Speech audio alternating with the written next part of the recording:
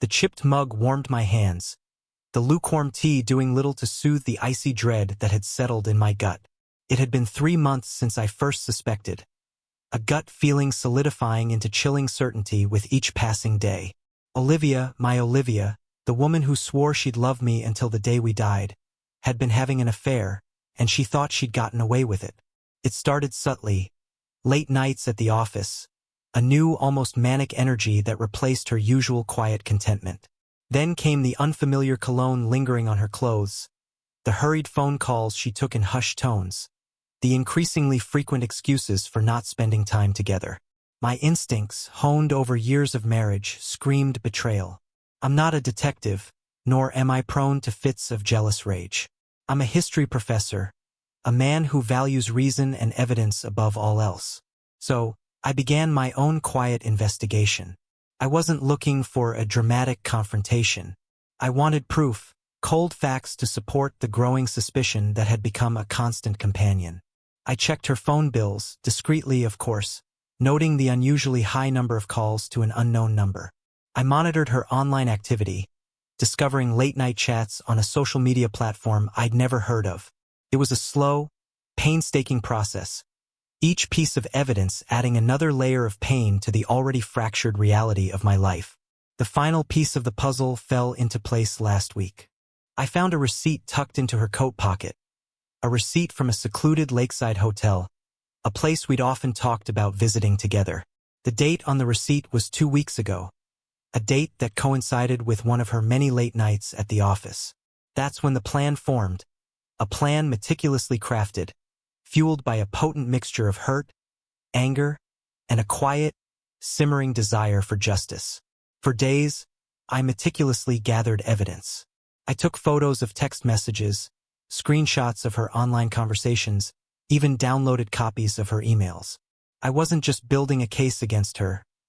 I was building a case against the life we had, a life she was so casually dismantling. The man she was seeing, a lawyer named Daniel Blackwood, frequented the same upscale restaurants we did, a constant reminder of her deceit.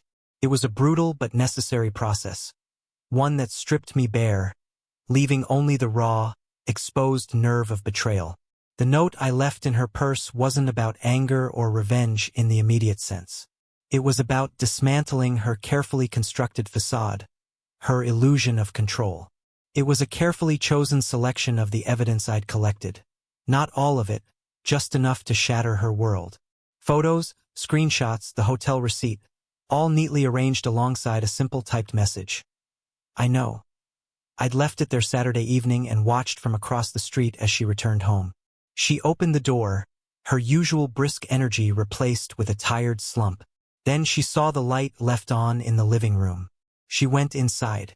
I waited, the cold night air biting into me, the tension tightening in my chest like a coiled spring. After what felt like an eternity, I saw her emerge, her face pale, eyes wide, a single tear tracing a path down her cheek. This wasn't the triumphant, self-assured woman who'd been living a double life. This was a broken woman, consumed by guilt and fear. She didn't run away. She didn't scream or rage. Instead, she collapsed onto the steps, clutching her purse to her chest, body racked with sobs. The carefully constructed facade, the lies, the deception, it all crumbled before my eyes. It was the most complete and utter collapse I'd ever witnessed. She was completely broken, and that, in a strange, twisted way, was satisfying. Not in a vindictive way, but in a way that confirmed my own sense of justice. I let her cry. I didn't approach her, didn't shout, didn't gloat. My revenge wasn't about inflicting pain. It was about revealing the truth, making her confront the consequences of her actions. It was about reclaiming my own peace of mind.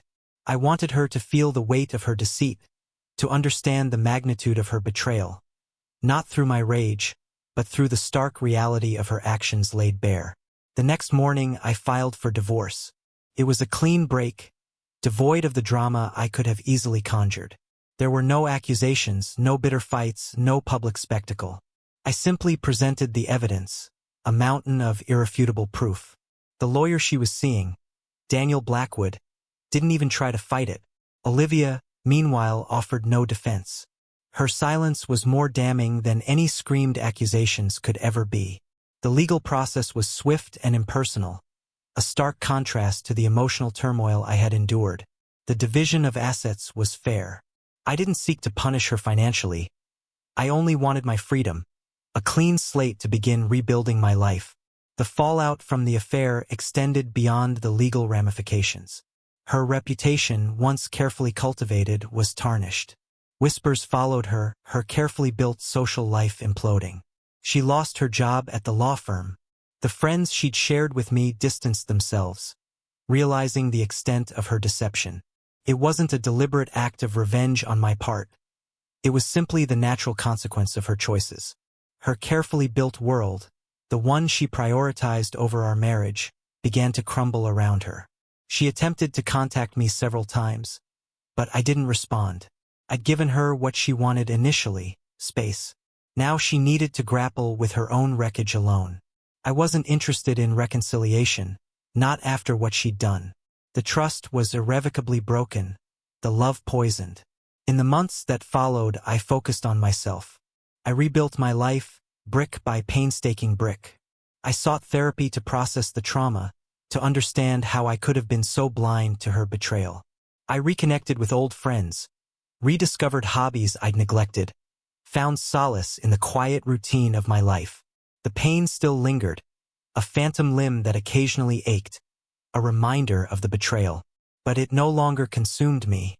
It was a scar, a testament to a painful chapter in my life, but not the defining feature of my existence. I learned to forgive, not her.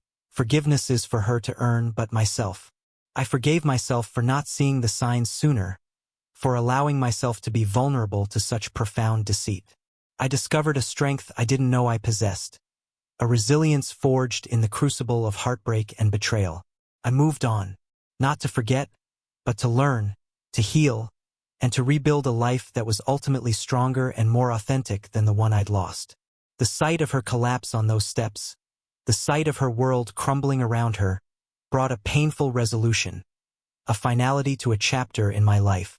It was a closure I never thought I'd find, but it was a closure I earned, and it was deeply satisfying.